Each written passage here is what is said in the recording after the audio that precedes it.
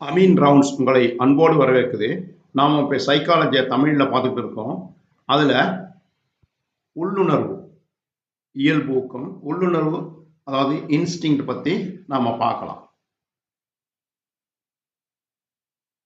நீங்கள் இதை பார்க்கலாம். இன்றைக்கு தான் பிறந்த கன்றுக்குட்டி மெதுவாக முயன்று எழுந்து நிற்குது. தாய்ப்பசுவின் பால் சுரக்கும் மடி அருகே சென்று பால் குடிக்க தொடங்குது. மடியிலே வாயை வைத்து பால் குடிக்க அதற்கு யார் கற்றுக் கொடுத்தாங்க? அதற்கு அந்த உள்ளுணர்வை படைத்த இறைவன் தான் அதுக்குள்ள வச்சிருக்கான். அது உள்ளுணர்வு எப்படி உண்டாகுது பாருங்க. வாத்து குஞ்சு முட்டை நின்று வெளியே வரும்போது என்ன செய்யும்? தண்ணீரை கண்டதும் அதில் உடனே இறங்கி நீந்துகிறது. அன்று பிறந்த குஞ்சா இருந்தாலும் அதை தண்ணீரில் இறங்கி நீந்த அதற்கு உள்ளுணர்வு சொல்லுது. அதன்படி அதை ஆரம்பிக்கவும் செய்து.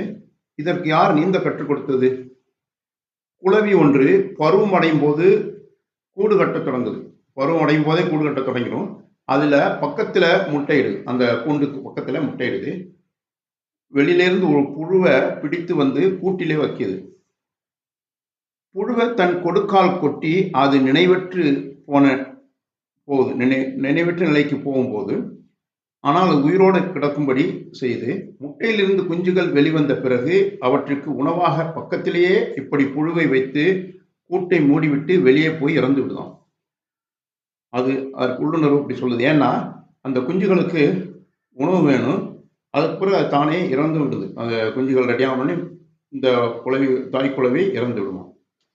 அந்த குளவி குஞ்சுகள் பெரிதாகும் போது அவைகளும் இதே போன்று செய்யுது. இவற்றுக்கு யார் கற்றுக் கொடுத்தாங்க?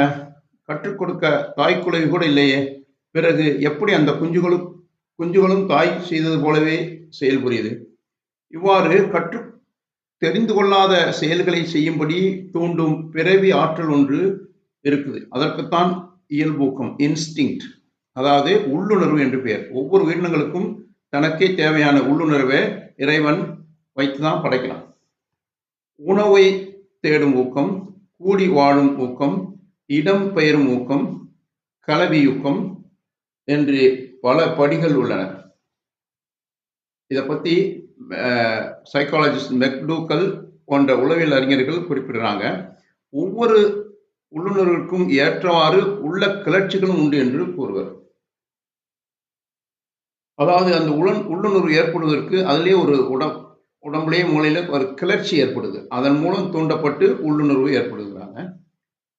உள்ளுணர்வை பற்றி மாறுபட்ட கருத்துக்களும் உண்டு. உள்ளுணர்வு என்பதே இல்லை என்றும் சொல்றாங்க சில பேர். அதை நம்ப முடியல. உள்ளுணர்வு இருக்குது நிச்சயமா. இயல்பூக்கம் இருந்தாலும், அதாவது உள்ளுணர்வு இருந்தாலும் பூச்சிகள், பறவைகள், விலங்குகள் முதலியவற்றிடம் அதன் ஆதிக்கத்தை காணலாம்.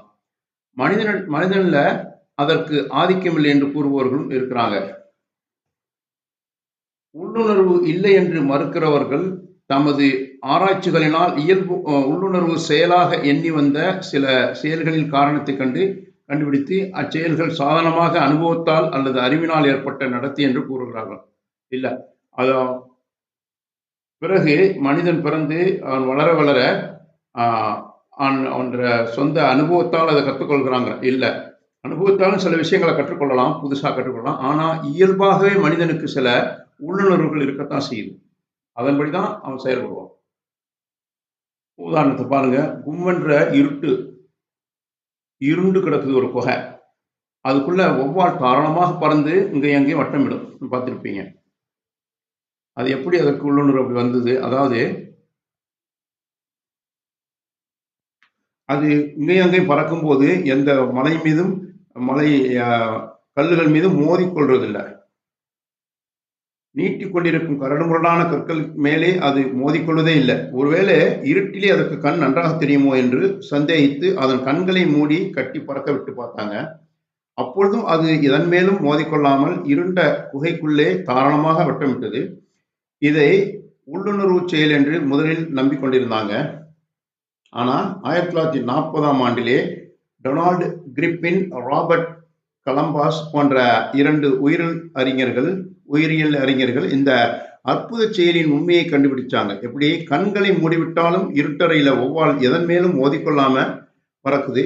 ஆனால் அதன் காதுகளை மூடிவிட்டால் கண்கள் திறந்திருந்தாலும் அது இருட்டில் பறக்கும் போது பல இடங்கள்ல மோதிக்கொள்ளுது. ஏன்? இந்த ஆராய்ச்சியிலிருந்து ஒரு உண்மை தெரிய வந்தது. ஒவ்வாளுக்கு நுட்பமான ஒலியை கேட்டு அறிந்து கொள்ளும் ஆற்றல் உண்டு. அதாவது அல்ட்ராசவுண்ட், இன்ஃப்ராசவுண்டு இதெல்லாம் அறிந்து கொள்ள தன்மை அதற்கு இருக்கு. அதனால அது பறக்கும்போது உண்டாகும் நுட்ப ஒலிகள் எதிரில் உள்ள தடைகளின் மேல் பட்டு திரும்பி அதன் காதுகளுக்கு பிரதிபலிக்குது. வரும்போது அவற்றை சற்று தொலைவிலேயே உணர்ந்து தடைகளை விட்டு விலகி தப்பிச் செல்லுது. இங்கே இயல்பு, அதாவது உள்ளுணர்வு செயல் ஒன்றும் இல்லை என்று அவர்கள் கண்டார்கள். ஆனா உள்ளுணர்வு வேற வகையில் இருக்கும். ஆனா அந்த வௌவாலுக்கு சிறப்பம்சம், கண்ணை மூடினாலும் அதன் ஒலி அலைகளை, எதிரொலிக்கும் ஒலி அலைகளை கொண்டு அது தன் பாதையை அமைச்சுக்குது. ஆனால் எல்லா உள்ளுணர்வுகளையும் இவ்வாறு ஆராய்ந்து அவற்றுக்கு காரணம் கூறுவது கடினம். அத்தனை பெரிய ஆராய்ச்சியிலேயே நாம் ஈடுபட வேண்டியதில்லை. நார்மலா பார்க்கலாம். உள்ளுணர்வுகளை பற்றி பொதுவாக தெரிந்து கொள்வதோடு அவை மனிதனுடைய செயல்களை எவ்வாறு பாதிக்குது என்பதையும் தெரிந்து கொண்டால் போதும். உள்ளுணர்வு என்பது முன் அனுபவம் இல்லாமல் இயல்பாகவே செயல்படும் காரியமாகும். அதாவது குழந்தை பசிச்சா அழுகுது, அதுக்கு ஒரு உள்ளுணர்வு ஏற்படுது. அழுதுனா தாய் பால் கொடுப்பாங்கிற ஒரு உள்ளுணர்வு அதன் உடம்பிலே இருக்குது, அது மூளையிலே இருக்குது. அதனால அது பசிச்சா கத்தும், கத்துனா அம்மா பால் கொடுப்பாங்கன்னு அதுக்கு உள்ளுணர்வு ஏற்படுது. இதுக்கு பெரிய ஆராய்ச்சியெல்லாம் தேவையில்லை. இயல்பாகவே மனிதனுக்கு உள்ளுணர்வு இருக்குங்கிறத இதன் மூலம் அறியலாம். உள்ளுணர்வு என்பது முன் அனுபவம் இல்லாமல் இயல்பாகவே செயல்படும் காரியமாகும். அதாவது குழந்தைக்கு முன் அனுபவம் இருக்குதா? பெற்ற குழந்தை ரொம்ப அனுபவமெல்லாம் இருக்காது. ஒரு கத்தும், பசிக்கும், கத்தும், தாய் பால் கொடுப்பாங்க, அமைதியாயிரும். இதுக்கு பேர் தான் உள்ளுணர்வு. அது ஒரு பெரிய அனுபவமோ வாழ்க்கை அனுபவமோ அதுக்கு தேவையில்லை. பிறகு நிறைய கற்றுக்கொள்ளும். அந்த நிலையில அதுக்கு தேவையில்லை. ஏன்? அது உள்ளுணர்வு தான் காரணம். கன்று பாலூட்ட முன்பே கற்றுக்கொள்ளதில்லை. கன்று பிறந்தோடனே பாலூட்டு எப்படி பால் குடிக்கணும்னு கற்றுக்கிடவெல்லாம் இல்லை. தாயும் கற்றுக் கொடுக்காது. அதான் போய் மடியை முட்டி மோதி அது பால் சுரக்குது, அதை குடிச்சு வளருது. உள்ளுணர்வு தான் இதுக்கு காரணம். அதாவது யாரும் இதுக்கு கற்றுக் கொடுக்கல. குளவிக்கு கூடு கட்டி அதில் புழுவை வைத்து முட்டையிடுவது, வாத்து குஞ்சுகள் அது பிறந்த உடனே தண்ணீரில் இறங்கி நீந்துவது, இவ்வாறு பல பிராணியின் செயல்களை நாம் பார்க்கலாம்.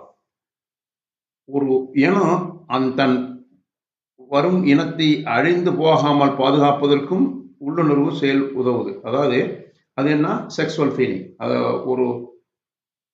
ஒரு மிருகமோ மனிதனோ அதாவது தன் உள்ளுணர்வு காரணமாக தன்னுடைய இனம் அழிந்து போகாமல் இருப்பதற்காகவே உள்ளுணர்வு, செக்ஸ் உணர்வு வந்ததாக சொல்றாங்க. அதன் மூலம் பல்கி பெருகுது, அவங்களுடைய இனம் பல்கி பெருகும். ஒரே இனத்தைச் சேர்ந்த எல்லா பிராணிகளும் ஒரே வகையான உள்ளுணர்வு செயல்களை கொண்டிருக்கின்றன. தூக்கணாங்குருவிகளின் ஒன்று கூடு கட்டுவது போலவே மற்ற தூக்கணாங்குருவிகளும் கூடு கட்டுது. அந்த இனத்தில் உள்ள எல்லா தூக்கணாங்குருவியும் கூடு கட்டும். ஏன்னா அது இனத்தை பாதுகாக்கிறதுக்கு அதுக்கு ஒரு உள்ளுணர்வு தான் காரணம்.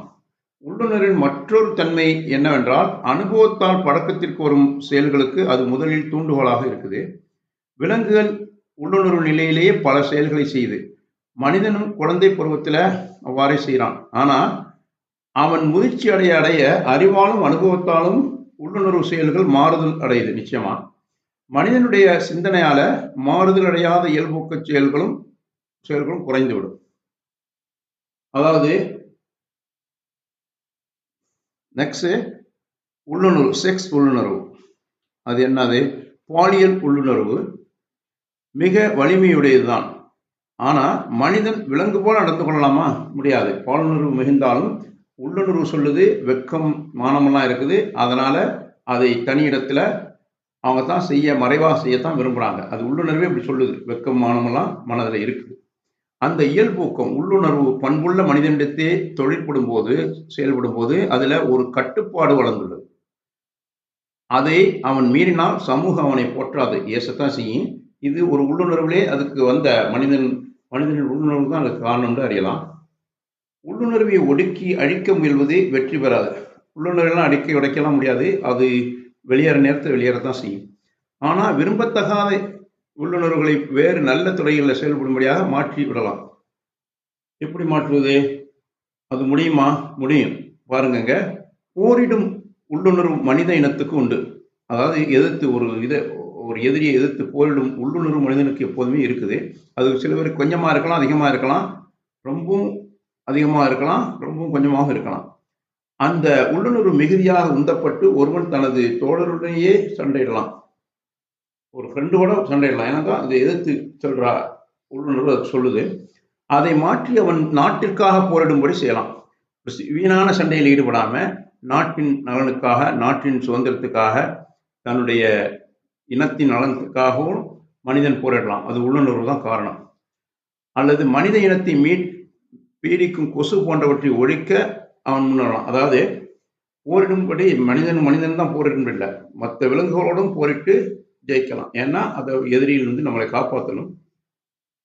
இதை போல உள்ளுணர்வை மாற்றி விடுவதற்கு உயர்மடை மாற்றம், சப்ளிமேஷன் என்று பெயர்.